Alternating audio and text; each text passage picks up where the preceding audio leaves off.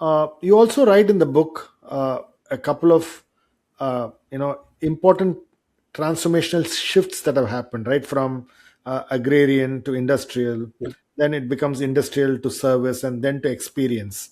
And there are some companies which saw it first, took advantage of it, and then started being leaders, right?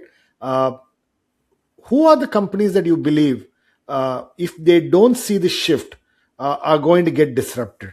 What kind of industries and what kind of companies are for sure going to get disrupted if they don't see this transformation uh, concept I, happening?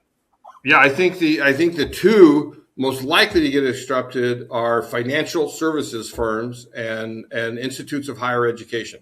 Hmm.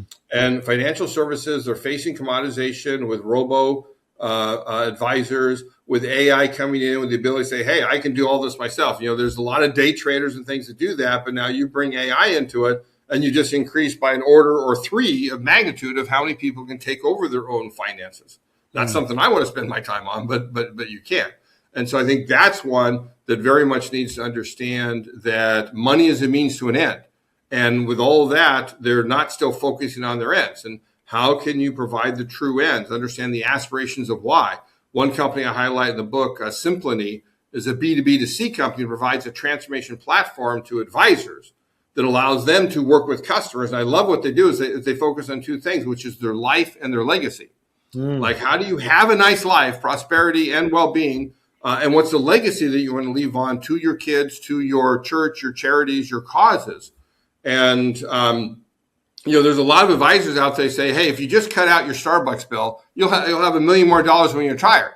I said, "Yeah, but I want to have a nice life now. Why do I want to only have a nice life when I'm old and wrinkled? Right? Hmm. I want to live my life, and you need to understand that." So that sort of focus on life and legacy is what financial advisors need to do. And higher education, I really think we can come to a point. It's like what Ernest Hemingway wrote about bankruptcy. Like, Yeah. how did you go bankrupt? Very slowly, and then all at once, Hmm. right? Because we can learn so much on the internet, because there's so many companies out there that are providing certificates and information, because you really don't have to go to college to do well, and to create businesses. The ability to create a business today with things like AWS to be able to access everything. The cost of it is so much lower than it is in the past, and the fact that colleges so often don't do a good job. Right? They don't do what they need to do to make sure people have successful lives and thrive in their lives and flourish. Right? So I think that's one that's in a big danger. And that's why I was very pleased that Dartmouth's president said, "Hey, we're going to start charging for outcomes." Because then, okay, Dartmouth's going to do things differently. One of the companies I highlight in both the first chapter and the last chapter is Texas State Technical College, right? So this is not Yeah. a four-year university, a two-year one. And the state of Texas basically said, "Hey, we're tired of paying for based off credit hours, Hmm. right? That a student goes to, he signs up for a class, and we pay you whether they ever go to the class, whether they ever learn anything from it, whatever grade they get, whether they graduate or not, and whether they pay taxes, right? That's a productive citizen." So Texas State Technical College said, "Okay, we'll put 100% of our funding, imagine that, 100% of our funding at risk based on how well we teach." Hmm. And what did that do? It caused them to do things very differently. They got rid of some programs. They added some more programs. Some professor who didn't like to be measured on their outcomes left, and they said, "That's fine, because what matters is outcomes." And other professors knew coming in that you're going to be measured on the outcomes that you create. They started working with employers before they graduated to bring them into the process.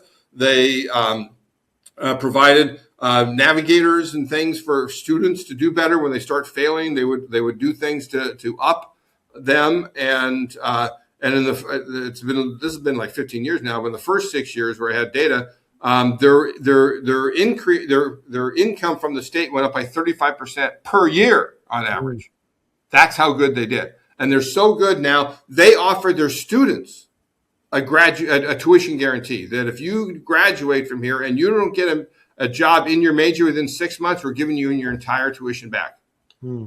Right? And so you're there working to help them get a job, right? And that, which they didn't do before. If they don't view that as their outcome, they say, "Hey, what's up to them? We did our job." No, you didn't do your job, right? Hmm. That's not your job. It's for them to graduate. It's to help them get a job and be productive citizens.